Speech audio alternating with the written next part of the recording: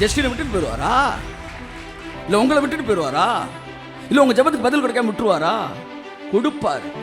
சகையை போன்ற ஒரு வாழ்க்கை நீங்கள் வாழ்ந்து கொண்டிருந்தாலும் கேள்வி கேட்கிற அத்தனை பேருக்கு ஒரே வரி தான் சொல்லுவார். என்ன தெரியுமா? இவனும் ஆபிரகாமின் குமாரனாக இருக்கிறாங்க.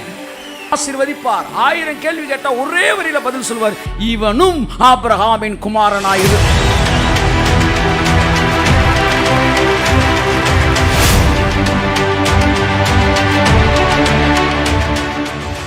உங்களை சுத்தி இருக்கிறவங்க மிகப்பெரிய ஆளா இருக்கலாம், ஆனா உங்க நிழல கூட தொட முடியாது.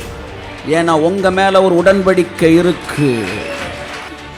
என்ன பார்க்கும்போது ஜஸ்டின் அவருக்கு தெரியாது, இவன் ஆபிரகாமின்.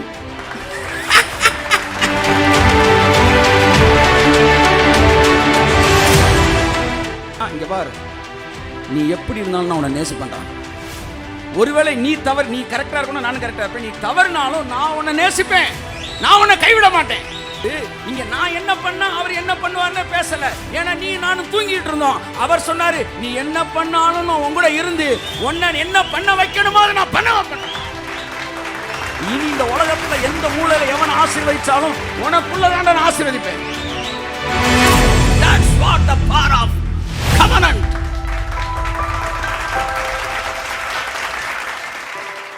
So ஆபிரகாம் எங்களுக்கு தகப்பன், நீ அல்ல. விசுவாச மார்க்கத்தார் இவர்களோ அவர்களே ஆபிரகாமின் பிள்ளைகள். பவுல் சொன்னான், அவர்கள் யூதன் அல்ல, நீங்க தான் யூதன்னா.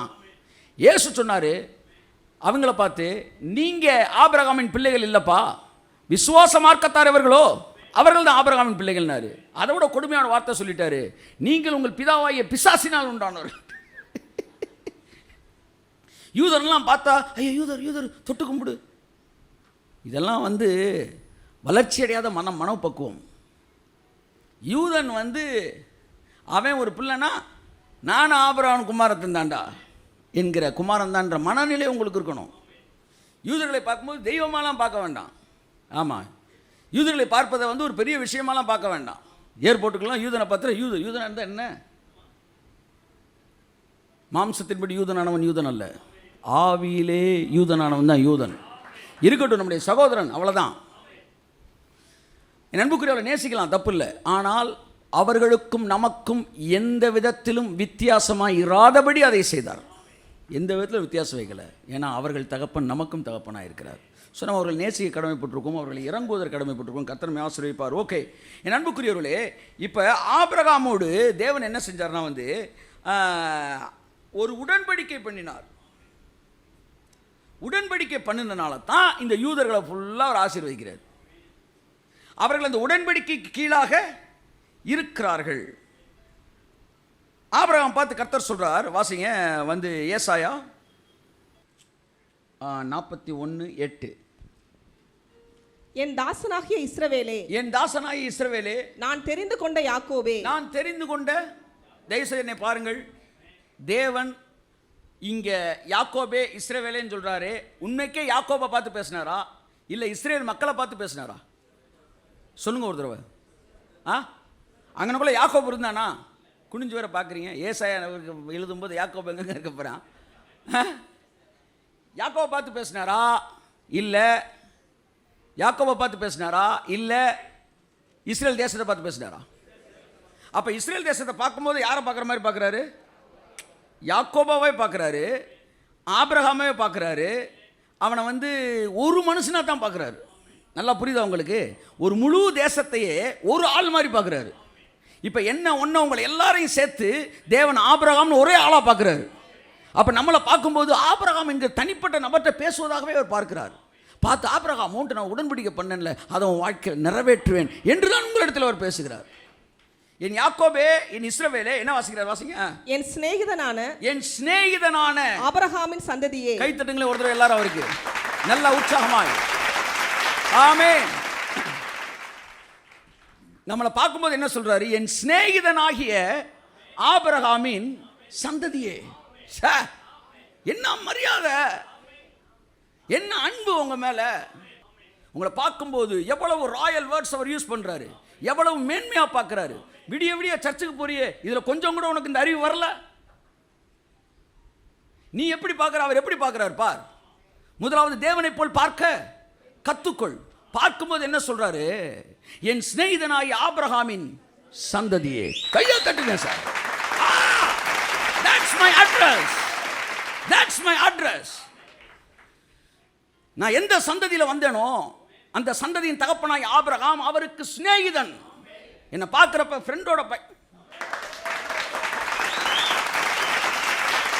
ஃப்ரெண்டோட பையனாலே அது தான் பையன் மாதிரி தான் சார். ஏன் தெரியுமா? தேவன் ஆபிரகாமோடு உடன்படிக்கை பண்ணாரு. ஆபிரகாமோடு ஏன் தேவன் உடன்படிக்கை பண்ணார்னா, பொதுவாக நண்பர்கள் தான் உடன்படிக்கை பண்ணுவாங்க. ரொம்ப அதிகமாக நேசிச்சிட்டா, நாங்களாம் ஒரு காலத்தில் வந்து பாருங்கள், நண்பர்கள்லாம் சிந்தப்ப நம்ம யாருமே கல்யாணம் பண்ணிக்க கூடாதா, நம்ம வந்து இப்படியே வாழணுண்டா அப்படின்னு 90 வந்து ஒரு 7 பேர் தீர்மானம் எடுத்தோம். திரும்பி பார்த்தேன் 6 பேரும் கல்யாணம் பண்ணிட்டாங்க. இதை முடிச்சு அப்படியே அடுத்து நம்ம மினிஸ்ட்ரி ஸ்டார்ட் ஆகுது. அங்கே ஒரு 4 பேருக்கு, அண்ணே நாங்கள் உங்களுக்கு கல்யாணம் ஆகாமல் நாங்கள் ஆகவே மாட்டோம். எவன் சொன்னானோ அவன் தான் முடித்தான். இதெல்லாம் வந்து இப்படி நண்பேண்டாலாம் இப்படி போயிருது. ஆனால் தேவன், ஆனால் பைபிளில் பாருங்கள், ரியல் ஃப்ரெண்ட்ஷிப்லாம் இருந்திருக்கு. அந்த ஃப்ரெண்ட்ஷிப்போட அன்பு அதிகமாகும் போது அவர்கள் சும்மா பேச்சுவார்த்தை உசுர கொடுப்பேன் அப்படிலாம் பேசலாவீங்க. அவங்க உடன்படிக்கை பண்ணாங்களாம். தேவன் ஆபிரகாமை நேசித்து அவனோட உடன்படிக்கை பண்ணார். அந்த உடன்படிக்கை எங்கே இருக்குது? ஆதியாகமம் 15ஆம் அதிகாரத்தில் இருக்குது. சீக்கிரம் வாசிங்களேன். 15:8. அதற்கு அவன், கர்த்தராகிய ஆண்டவரே, நான் அதை சுதந்திரத்துக் கொள்வேன் என்று எதினால் அறிவேன் என்றான். எனக்கு குழந்தையே இல்லைன்னு சொன்னப்ப கர்த்தர் சொன்ன, ஒரு பெரிய சந்ததி தர போகிறேன், நல்லா கவனிங்க, உனக்கு வந்து நான் இந்த தேசத்தை நீ சுதந்திரிக்க போறடா அப்படின்னாரு. அடுத்து அதற்கு அவர் கானான் தேசம் சொன்னது கானான் தேசத்தை அல்ல, பரலோகத்தை சுதந்திரிப்பதை குறித்து பேசிக் கொண்டு இருக்கிறார். அதற்கு அவன் வந்து சொல்றான், எதனால நான் எனக்கு அறிவேன்னு சொன்னப்ப கர்த்தர் சொன்னீங்க, வா உங்களோட நான் உடன்படிக்கை பண்ண போறேன். வாசிங்க. அதற்கு அவர் 3 வயது கிடாரியையும் 3 வயது வெள்ளாட்டையும் 3 வயது ஆட்டுக்கடாவையும் 1 காட்டுப்புறாவையும் 1 புறா குஞ்சியையும் என்னிடத்தில் கொண்டு வா என்றார். அவன் அவைகள் எல்லாவற்றையும் அவரிடத்தில் கொண்டு வந்து அவைகளை நடுவாக துண்டித்து துண்டங்களை ஒன்றுக்கொன்று எதிராக வைத்தான். பட்சிகளை அவன் துண்டிக்கவில்லை. பறவைகள் அந்த உடல்களின் மேல் இறங்கின. அவைகளை ஆபிராம் துரத்தினான். சூரியன் அஸ்தமிக்கும் போது ஆபிரகாமுக்கு அயர்ந்த நித்திரை வந்தது. திகிலும் காரிருளும் அவனை மூடிக்கொண்டது. நல்லா கவனிங்க, இங்க ஒரு பெரிய உடன்படிக்கை நடக்கிறது. இந்த உடன்படிக்கை என்னன்னா, நீங்க நிறைய இடத்துல கேட்டிருப்பீங்க உடன்படிக்கை எப்படின்னு. அந்த வெட்டி அந்த துண்டங்கள் நடுவே கடந்து செல்வார்கள், அந்த இரத்தத்தை பூசுவார்கள். இன்னும் பழைய இடத்துல வந்து உடன்படிக்கையில் வந்து இருவரும் தங்கள் இதை கையை அறுத்து அந்த ஒருத்தர் ரத்தத்தை ஒருத்தரோட வைப்பாங்க, இப்படிலாம் பண்ணுவாங்க. இந்த வாட்ஸ் தட், இந்த உடன்படிக்கையில் 2 வகையான உடன்படிக்கை இருக்குது. நான் வந்து இந்த ஜான் தப்ராஜ் செய்தி ஒன்று கேட்டபோது பேசினேன். யூனிலேட்ரல் கவனன்ட், அடுத்து பைலேட்ரல் கவனன்ட். அதாவது பைலேட்ரல் கவனன்ட்னா என்னன்னா, இங்கே பார், இனிமேல் நான் இந்த எல்லையை தாண்டி வரமாட்டேன், நீ இந்த எல்லையை தாண்டி வரக்கூடாது, நான் இதை காப்பாற்றிக்குவேன், நீயும் அதை காப்பாற்றிக்கணும், ஒருவேளை நீ மீறினால் நானும் மீறுவேன் அப்படின்னு என்ன கவனன்ட் இது? Bilateral covenant. நானும் ஒழுங்காக இருக்கணும், நீ ஒழுங்காக இருக்கணும். யூனிலேட்ரல் கவனன்ட்னா என்ன தெரியுமா? 2 பேரும் பேசணும். Bilateral covenant. யூனிலேட்ரல் கவனன்ட்னா, இங்கே பார், நீ எப்படி இருந்தாலும் நான் உன்னை நேசிப்பேன்டா. ஒருவேளை நீ கரெக்டாக இருக்கணும், நானும் கரெக்டாக இருப்பேன், நீ தவறுனாலும் நான் உன்னை நேசிப்பேன், நான் உன்னை கைவிட மாட்டேன். இதுதான் யூனிலேட்ரல் கவனன்ட்.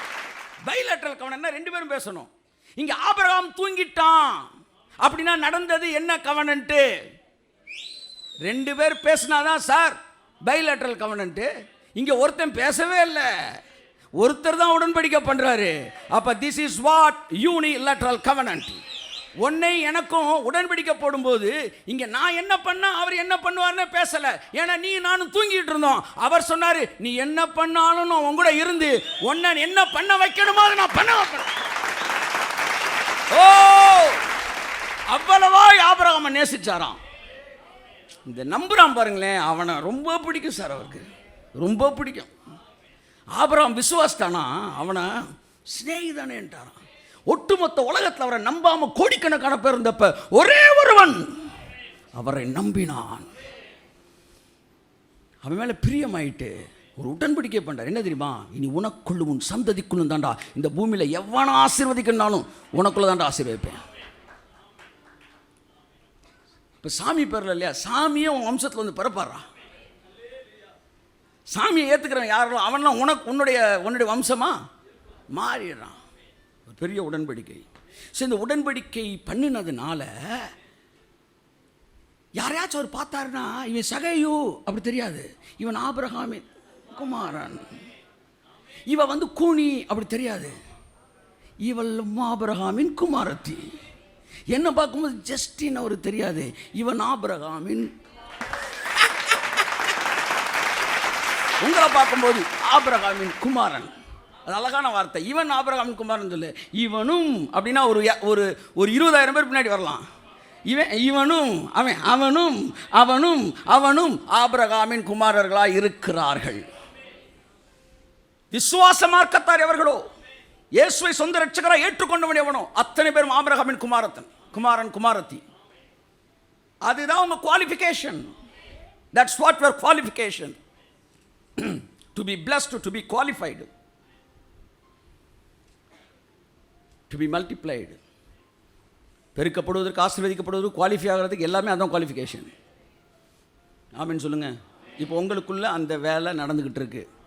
அதை மட்டும் புரிஞ்சுக்காங்க. எனக்குள்ள அந்த வேலை நடந்துக்கிட்டு இருக்கு. ஆமேன் ஆமேன் ஆமேன். நான் கால் மிதிக்கும் எந்த தேசத்தையும் தேவன் எனக்கு சொந்தமாய் தருவார். இந்த உலகத்தை சுதந்தரிப்பேன் என்பதே எனக்கு கொடுக்கப்பட்ட வாக்குத்தத்தமாக இருக்கிறது. அப்போ உடன்படிக்கை பண்ணின உடனே, உடன்படிக்கை பண்ணினவனை மாத்திரமல்ல, உடன்படிக்கை பண்ணினவன் பிள்ளைகளையும் தேவன் ஆசீர்வதிக்கிறார். ஆபிரகாமுக்கு பண்ண உடன்படிக்கை என்ன தெரியுமா? உன் பிள்ளைகள் அப்படின்றது தான் உடன்படிக்கை. ஆபிரகாமுக்கு என் பிள்ளை அதானே மைண்டில் இருந்துச்சு. அதனால தான் பிள்ளைகளை ஆசீர்வதிக்கிறார். அவன் எத்தனை தான் ஏன் பிள்ளைன்னு சொன்னானோ அப்பெல்லாம் அவன் ஏன் பிள்ளைன்பது உங்கள் பேர் ஏன் பேர் தான் பிதா பார்த்துக்கிட்டே இருக்காரு.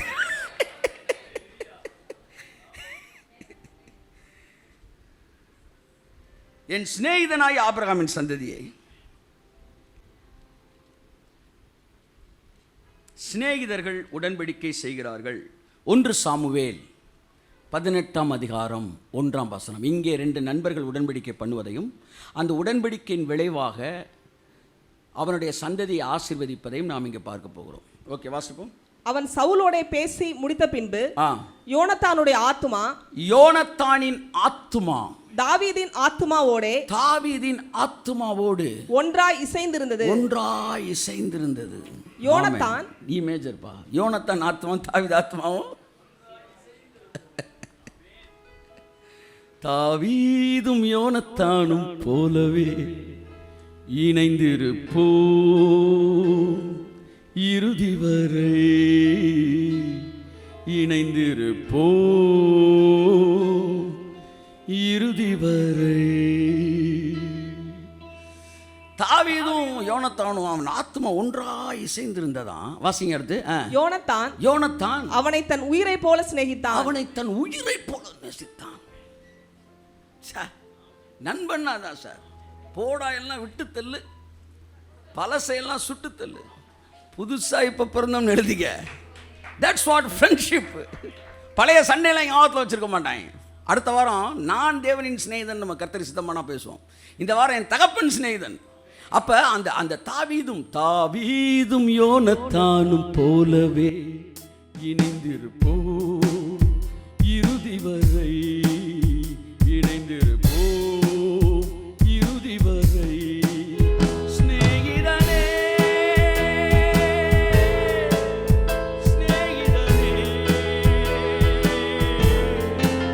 சிநேகிதனே சிநேகிதனே. 2 பேரும் அவ்வளவு க்ளோஸா இருந்தாங்களாம். வாசிங்க சீக்கிரம். உடன்படிக்கை. சவுல் அவன் தகப்பன் வீட்டுக்கு திரும்பி போக ஒட்டாமல் அன்று முதல் தன்னிடத்தில் வைத்துக் கொண்டான். யோனத்தான் தாவீதை தன் ஆத்மாவை போல சிநேகித்ததினால் அவனும் இவனும் உடன்படிக்கை பண்ணி கொண்டார்கள்.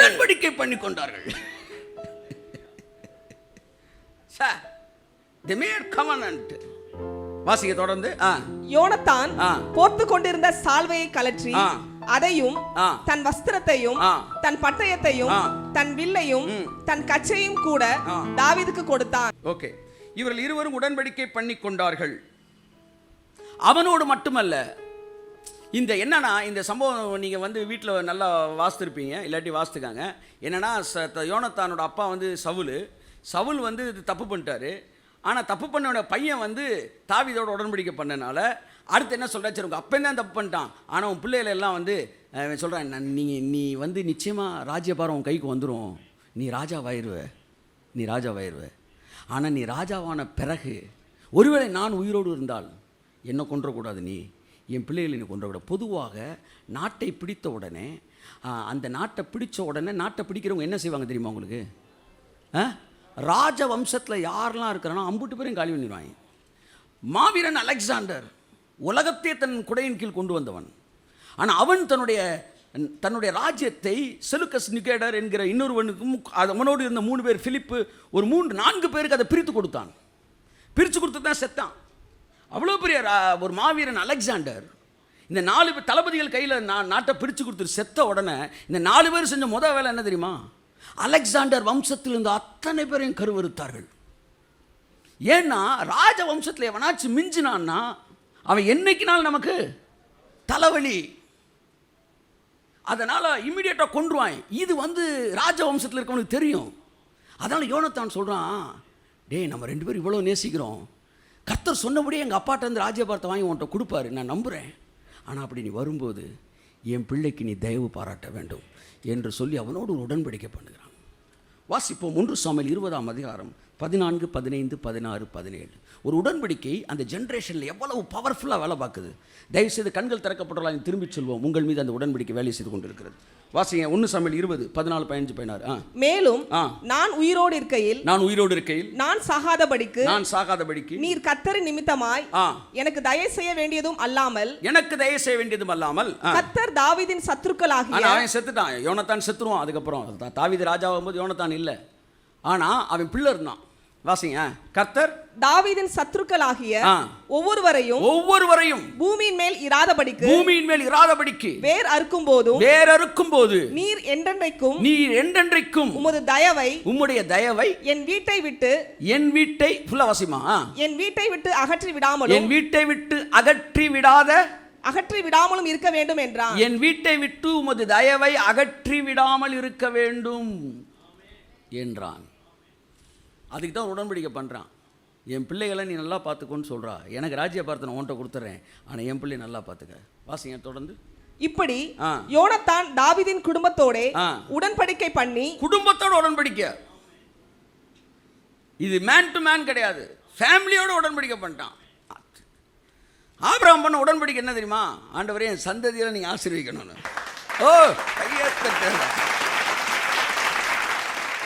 என் மீது ஒரு உடன்படிக்கை இருக்கு. அப்போ யோனத்தான் உடன்படிக்கை பண்ண உடனே நல்லா கவனிங்க, தாவீது வந்து வாசி அடுத்த வசனம். தாவீதுடைய சத்துருக்களின் கையிலே கர்த்தர் கணக்கு கேட்பாராக என்று சொல்லி யோனத்தான் தாவீதை மிகவும் சிநேகித்தபடினால் பின்னும் அவனுக்கு ஆணையிட்டான், தன் உயிரை சிநேகித்தது போல அவனை சிநேகித்தான். 17 உயிரை சிநேகித்தது போல அவனை சிநேகித்தான். இப்போ ஒரு உடன்படிக்கை நடந்துருச்சு. என்ன உடன்படிக்கை சொல்லுங்க? நான் ஆட்சிக்கு வந்தா உன் பிள்ளைகளை கொல்ல மாட்டேன். ஆட்சிக்கு வந்தானா இல்லையா? சொன்ன மாதிரி வந்தான். இப்போ யோனத்தானுக்கு ஒரு பிள்ளை இருக்கு. அந்த பிள்ளை பேர் என்ன? மேவிபோசேத். இப்போ தான் நான் சப்ஜெக்டுக்குள்ளே வரேன். இப்போ தான் ஹீரோவே இன்ட்ரடியூஸ் ஆகிறாரு. இன்றைய செய்தியின் கதாநாயகன் பெயர் மேவிபோசேத். அதனால் நீ என்ன நெளிஞ்சாலும் செய்தி முடிச்ச பிறகு தான் போக முடியும். மெஃபிபோசேத். ஆமேன். இவன் தான் நீங்க. எப்ப இவன் தான் நான். இவன் ஒழுங்கா கடந்த பயல உபாத்தியார் ஒரு அம்மா, தாதி அம்மா தூக்கிட்டு போறேன்னு வேகமாக ஓடுறேன்னு ஓடி இவன் காலை என்ன காலம் மாத்திருச்சு, உடச்சி விட்டுருச்சு. இதான் பிரமாணத்தை உன்னை காப்பாற்றணும்னு நினச்சி ஏறி மடியில் உக்காந்தன்னு வச்சுக்க, இருக்கிற குறக்காலையும் உடச்சி விட்டு இவன் சப்பானி ஆகிட்டான். தாதி உபாத்தியார் இவன் எல்லாம் எதுக்கு தான் எடுத்துக்காட்டு. ஆமாம். இப்போ தாவீது வரான். வாசிப்போம். 1 சாமுவேல் 4:4 வாசிப்போம். இப்பதான் மேவி போசத்தை காட்டுறாரு. இவன் யார்? உடன்படிக்கையின் பிள்ளை, புத்திரன். அந்த இடத்துல தான் தேவன் நம்ம பார்க்கிறாரு. வாசிப்போம். சவுலின் குமாரன் யோனத்தானுக்கு 2 காலும் முடமான ஒரு குமாரன் இருந்தான். சவுலும் யோனத்தானும் மடிந்த செய்தி இஸ்ரேலில் இருந்து வருகிற போது அவன் 5 வயது உள்ளவனாய் இருந்தான். 5 வயசு அவனுக்கு. அப்பொழுது அவனுடைய தாதி அவனை எடுத்துக்கொண்டு ஓடி போனாள். எடுத்துக்கொண்டு ஓடுறா. அவள் ஓடி போகிற அவசரத்தில் அவன் விழுந்து முடவனானான். அப்போ அவனுக்கு வயசு 5. இப்ப தாவீது அடிச்சு இடிச்சு தகர்த்து அவன் வந்து கிங்டம் கையில் பிடிச்சு மேலே வந்து உட்கார்றான். 2 சாமுவேல் 9 அதிகாரம் 6 வசனம் 7 வசனம் வாசிங்க. சவுலின் குமாரனாகிய யோனத்தானின் மகன் மேவிபோசேத் தாவீதிடத்தில் வந்தபோது முகங்குப்புற விழுந்து வணங்கினான். அப்பதான் மேவிபோசேத்தை பார்க்கறான். அவனை கூட்டிட்டு வாப்பான்றான். எதுக்கு? போட்டு தள்ள போறாங்களா? ஏன்னா ராஜ்ய புத்திரர்களை கொன்றுவாங்க. ஆனா தாவீது சொல்றான், அழைத்து கொண்டு வான். அவன் பார்த்தவனு தெரியும், இவர் எங்க அப்பா ஃப்ரெண்டு, எங்க அப்பா கூட ஒரு உடன்படிக்கை பண்ணியிருக்கிறாரு, எங்க அப்பா எனக்கு அதை சொல்லியிருக்கிறாரு. என் ஜீவனுக்கு உத்தரவாதம் இங்கே இருக்கிறது. நான் சாவதற்கு பாத்திரவான், ஆனால் இங்கே நான் வந்து வாழ்வதற்கு பாத்திரவானா மாறிட்டேன். சவுல் செஞ்ச தப்புக்கு இவன் என்ன செய்யணும் சொல்லுங்க? மேவிபோசேத் சாகணும். ஆனா யோனத்தான் செஞ்ச நன்மைக்காக மேவிபோசேத் வாழ்றான். நான் சொல்றேன், ஆதாம் செஞ்ச தப்புக்கு நம்ம சாகணும். ஆனா ஆபிரகாம் தேவனை விசுவாசத்தில் நாம் வாழ்கிறோம். ஆமென். அப்ப வாசிங்க 6-7 சீக்கிரம் வேகமா. அப்பொழுது தாவீது மேவிபோசேத்தே என்றான். அதற்கு அவன் இதோ அடியேன் என்றான். இதோ அடியேன் என்றான். தாவீது அவனை பார்த்து நீ பயப்படாதே, நீ பயப்படாதே. கையை தட்டுங்க. அவனுக்கு ஒரு பயம் இருக்கு. எங்க உடன்படிக்கை மீறிடுவாங்க, கொன்றுவாங்களோ. பயப்படாதே. உன் தகப்பனாகிய யோனத்தான் நிமித்தம், உன் தகப்பனாகிய யோனத்தானின் நிமித்தம் நான் நிச்சயமாய் உனக்கு தயை செய்து உன் தகப்பனாகிய சவுலின் நிலங்களை எல்லாம். உன் தகப்பனாய் யாரு? சவுல். நமக்கு யாரு? ஆதாம். ஆதாமுக்குள் நாம் அழிக்கப்பட வேண்டியவர்கள், ஆபிரகாமுக்குள் நாம் ஆசீர்வதிக்கப்பட வேண்டியவர்கள். அவன் சொல்றான், நான் உன் மேல தயவு வைப்பேன். உங்க அப்பாக்காக தயவு வச்சு உங்க தாத்தாவுடைய இழந்து போனார் பாருங்க ஏதேன் தோட்டத்தில், அதையெல்லாம் உன் பேர்ல நான் திரும்ப தரேன். சவுல் இழந்து போனதை திருப்பி கொடுத்தான். காரணம் யோனத்தானோடு பண்ணின உடன்படிக்கை, அப்பா கூட பண்ண உடன்படிக்கைனால தாத்தா இழந்தெல்லாம் திரும்ப கொடுத்துட்டான். இயேசு கிறிஸ்துவின் மூலமாக நமக்கு பண்ண உடன்படிக்கையில் இழந்து போன ஆதாமின் ஆசீர்வாதங்களை கர்த்தர் மீட்டு கொடுத்தார். ஆமென். வாசிங்க, தயவு வைத்து வாசிங்க. நீ என் பந்தியில் நித்தம் அப்பம் புசிப்பாய் என்றான். இதற்கு மேலாக ஒரு மனிதனை கௌரவப்படுத்த முடியாது. ஒரு ராஜா இதற்கு மேலாக ஒருவனை கௌரவப்படுத்த முடியாது. 2 கால்களும் இழந்த முடவன் அவனை பார்த்து சொல்றாரு, இனிமே டெய்லி என் கூட உட்கார்ந்து சாப்பிடுவான். எவ்வளவு மேன்மையானது ஒரு உடன்படிக்கை. பொழைச்சு போ அப்படின்னு விடல, கூட இருறான்னாரு. அந்த வசனம் வாசிமா. அப்பொழுது அவன் வணங்கி, செத்த நாயை போல் இருக்கிற என்னை நீர் நோக்கி பார்க்கிறதற்கு உமது அடியான் எம்மாத்திரம் என்றான். ராஜா சவுலின் வேலைக்காரனாகிய சீபாவை அழைப்பித்து, அது மட்டுமல்ல, நல்லா பாருங்க, தயவு வைக்கிறான். 2வது நிலங்களை திருப்பி தருகிறான். உடன்படிக்கை நல்லா வேலை பார்க்குது பாருங்க. பிதாவுடைய தயவு உங்கள் மீது இருக்கிறது. காரணம் நீங்கள் ஆபிரகாமின் குமாரர்களாக இருக்கிறீர்கள். 2வது இழந்து போன ஆசீர்வாதங்களை, ஆதாமுக்குள் இழந்து போன ஆசீர்வாதங்களை மறுபடியும் நாம் மீட்டுக் கொள்கிறோம். 3வது பந்தியில் அமர்ந்து ஈக்குவல் ஆனர், பிதாவோடு கூட சரிக்கு சமமாய் உட்கார்ந்து தம்முடைய குமாரனோடு அமர்ந்து ராஜபுத்திரர்களோடு அமர்ந்து நாம் பந்தி புசிக்கத்தக்கதா இந்த உடன்படிக்கை என்னை உன்னை மாற்றி இருக்கிறது. பரிசுத்தவான் கண்களை திறந்தார். இயேசு சொன்னார், அவனிடத்தில் பிரவேசித்து அவனோடு போஜனம் பண்ணுவேன். என்ன சார் போஜனம்னா என்ன சார் சொல்லுங்க சார்? இயேசு எப்படா கதவை திறப்பா நேரா வந்து அடுப்படிக்குள்ள போய் உட்கார்ந்து தின்றுவார்னு நினைக்கிறீங்களா? இல்லை உங்க கூட உட்காந்து கப்பன்னு நிமிந்து கூட பார்க்காம சாப்பிடுவாரா? சாப்பிட்றதுன்னா என்ன சார்? போஜனம்னா என்ன தெரியுமா? It's a place of relaxation, cracking jokes, laughing at something. சிரிக்கிறது, ஜோக் அடிக்கிறது, பேசுறது. என்ன அப்புறம் அது என்ன ஆச்சு? அதுதான் பந்தி இருப்பது. தேவன் சாப்பிட்றாரு உட்காந்து சட்டம் கட்டாம கபக்கணும் டிவோவரிங் சம்திங் இல்லை, ஸ்காஃபிங் டவுன், அள்ளி இறக்குறது கிடையாது. அது வந்து ரிலாக்ஸேஷன். பாப்பா போய் சாப்பிட்டு வருவோம் அப்படின்னா உட்காந்து உங்கள் கூட சாப்பிடுவேன்னு என்னன்னு அர்த்தம்? உங்கள் கூட மனம் திறந்து பேச போகிறார் அர்த்தம். உங்களை சரிக்கு சமம் கௌரவப்படுத்துகிற தேவன். அங்கே மேவி போசத்தை அப்படி கௌரவப்படுத்தினான். கௌரவப்படுத்தி நான் 10ஆம் வசனம் சொல்லுது, அவனுடைய சர்வன்ட்ஸ்லாம் இருந்தாங்க பாருங்க. இதுக்கு முன்னாடி அப்பா காலத்தில் அந்த சர்வன்ட் ஷீபான்னு ஒருத்தர் இருந்தான். அவனை கூப்பிட்டு, இனிமேல் நீ எப்படி ஒரு ராஜகுமாரனுக்கு சர்வன்ட்ஸ் இருப்பான் அது மாதிரி அவனுக்கு இருக்கணும். 30 பேர் 20 பேருக்கு மேலே நினைக்கிறேன் அவனுக்கு கீழே வேலை செய்ய கொடுத்தான். அவனுக்கு இப்போ திரும்ப அப்பா காலத்தில் ராஜபுத்திரனாக மாறின ஃபீல் அவனுக்கு வந்துருச்சு. 13ஆம் வசனம் வாசிங்க. 13. மேவிபோசேத் ராஜாவின் பந்தியில் நித்தம் அசனம் பண்ணுகிறவனாய் இருந்தபடியினால் எருசலேமிலே குடியிருந்தான். முக்கியமான வார்த்தை அது, சாதாரண வார்த்தை இல்லை. Capital city, secretariat. அவன் இஸ்ரேல் தேசத்தில் எங்கோ ஒரு ஓரத்தில் இல்லை, எருசலேமில் குடியிருந்தான். எருசலேமில் சாதாரண வைக்க மாட்டாங்க. ஏன்னா எந்த நேரமும் தலைமைச் செயலகத்தை பிடிக்கிறதுக்கு வாய்ப்பு இருக்கு. அப்சலோம் திரும்பி வந்தான். திரும்பி வந்தபோது ராஜா அவனை மன்னித்தான். ஆனால் எருசலேமில் அவனை வைக்கவில்லை. நீ இந்த நாட்டில் எங்கேயாச்சும் இருந்துக்காப்பா, உங்கள் முகத்தை பார்க்கணும். முகத்தை பார்க்க வேணாம், மன்னிச்சிட்டேன் போச்சு சொல்லு அப்படின்னு. பெத்த மகனை எருசலேமில் உட்கார வைக்கல, ஆனால் உடன்படிக்கை பண்ணனால நண்பனோட பையனை கூட உட்கார வச்சான். That's what the power of covenant. இந்த அப்சலோம் யாருன்னா, உச்சம் தலை முதல் உள்ளம் கால் வரை பழுதுவை இல்லாதவன், the man of perfection. அவன் நின்னானா சகல ஜனங்களால் புகழப்படுவான். Arresting personality. இன்றைய யூதர்கள் பெத்த பிள்ளை முகத்தே பார்க்காத ஓரமாக போய் எங்கேயாச்சும் இருந்துக்கான்ட்டான். ஆனால் இந்த மேவிபோசேத் 2 கால் இல்லாதவன், நம்மள மாதிரி வாடா பக்கத்தில் உட்கார்றா விடுங்க சார். ஆமென், பிரைஸ் காட். யூதர்கள் மிகச்சிறந்த பர்ஃபெக்ட் பர்சனாக இருக்கலாம். அப்சலோம் மாதிரி பெத்த பிள்ளைய ஓரமண்ணில், இது என் நண்பனோட பிள்ளை, அவனை எருசலேமிலே வைத்தான். நான் தேவனுடைய சிநேகிதனின் சந்ததி, நானும் ஆபிரகாமின் குமாரன். ஆகையால் என் கூட உட்காந்து பந்தி இருப்பார். ஆமென். அங்கே தாவீது பந்தி இருந்தான், இங்கே இயேசு பந்தி இருந்தார் சகை கூட. கேட ஆபிரகாமின் குமாரத்தினார். இங்கே வெளிப்படுத்தல் 3:20 இயேசு சொல்கிறார், நான் உங்க கூட பந்தி இருப்பேன்று. கர்த்தர் உங்களை ஆசீர்வதிப்பார். தைரியமாக போங்க. ஆமாம், மற்றவங்களாம் உங்களை பற்றி, உங்களை குடும்பத்தை பற்றி, கதை பற்றி, உங்கள் செயல்களை பற்றி ரொம்ப உங்களை அற்பமாக பார்த்து அப்போல்லாம் அவன் பார்த்துக்கிட்டே இருக்கட்டும். Least father about it.